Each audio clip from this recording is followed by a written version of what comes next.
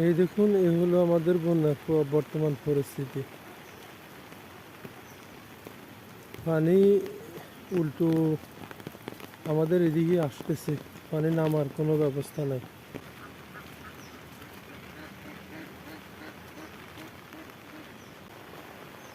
পানির স্রোত উল্টো আসতেছে বাইরে থেকে।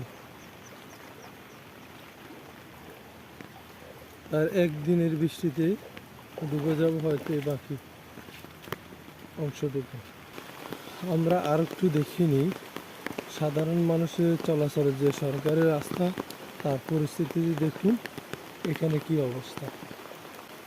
হয়তো বা আজকের দিনের বৃষ্টিতে ডুবে যাবে এই জায়গাটা।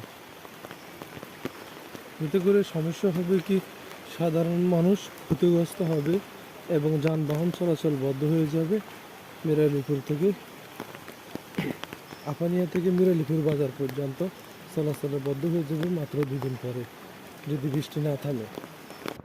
আর এদিকে দেখুন, আমাদের বড় খাল থেকে কিন্তু গ্রাম অঞ্চলে ছড়িয়ে পড়ছে বৃষ্টির পানি। পানি নামার কোনো ব্যবস্থা নেই।